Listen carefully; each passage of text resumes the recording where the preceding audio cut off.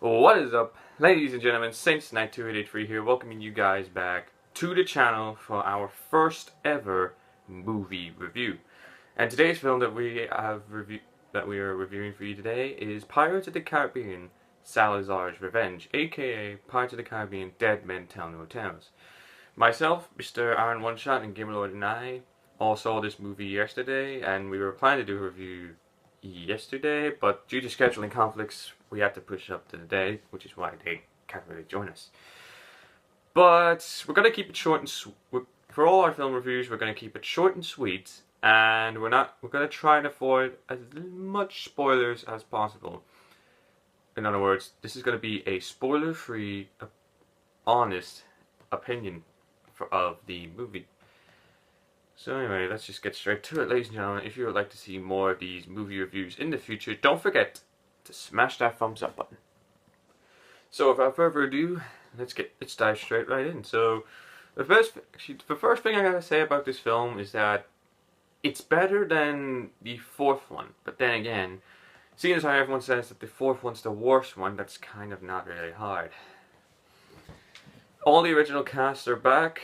Johnny Depp, Captain Jack Sparrow, Orlando Bloom's Will Turner, despite only being in it for a few minutes, is in it. The cast do their jobs pretty well, especially Johnny Depp, but the problem with Johnny Depp's character is after the first half, his act starts to get, I don't know, a bit repetitive at times. However, the first half that he's in, possibly one of the most funniest things in the Pirates movie, so to speak. Let's see. Soundtrack. The soundtrack in this was honestly amazing. I mean, this soundtrack was honestly better than the rest of the Pirates movies, which I think this means that this film is probably the best music in a Pirates of the Caribbean movie ever.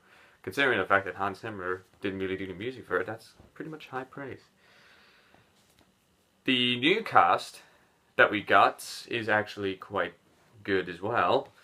And as for the plot, well, the plot centers around Will Turner's son, Henry, I think his name was. He is searching for Jack Sparrow to help him find the Trident of Poseidon, in order for him to actually break his father's curse on the Flying Dutchman. If you haven't seen any of the other Pirates of the Caribbean movies, go watch them before you watch this one, otherwise you won't be caught up. And whilst they're searching for the Trident, they are followed by the undead Salazar, who has his own personal grievances with Captain Jack Sparrow and wants him to die for reasons I can't really go into. So that's the plot, and the basics of the plot, pretty much a generic standard Pirates of the Caribbean movie, if I'm honest. I mean, someone needs to find Jack Sparrow. Actually, someone needs Jack Sparrow to get them a treasure while it's being hunted by a bad guy. Just simple, generic Pirates of the Caribbean plot, and if it works, then it works. And this, yeah,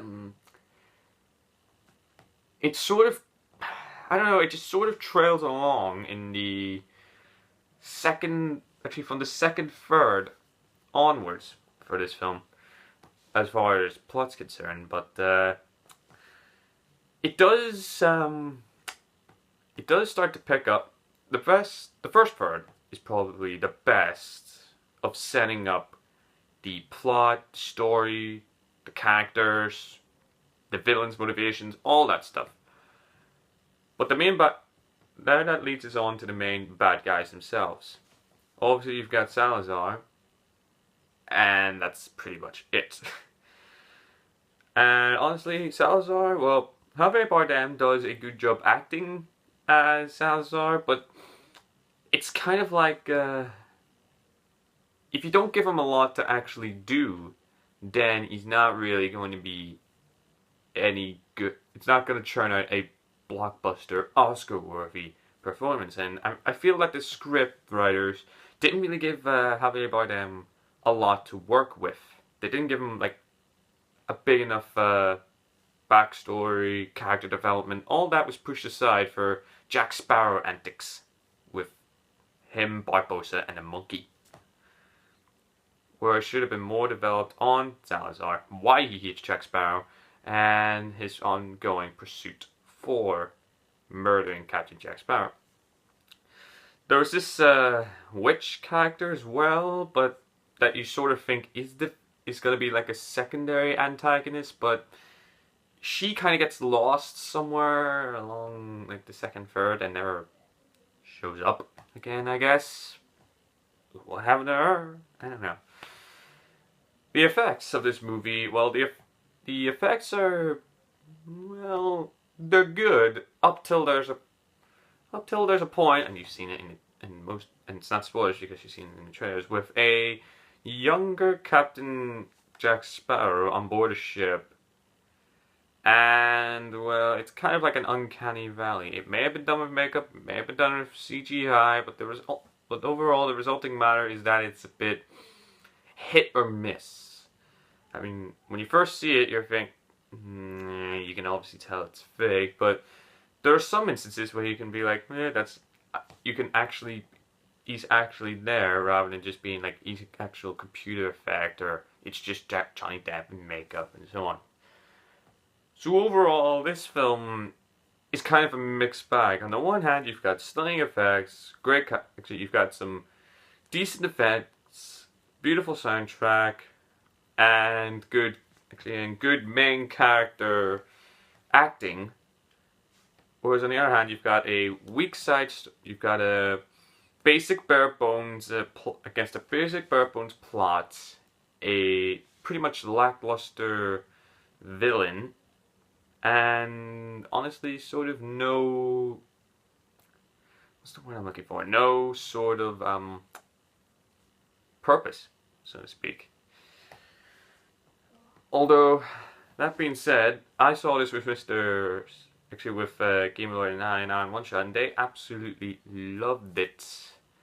Honestly, I asked them at the end what they thought of it. They thought it was like one of the best films they've seen of this year.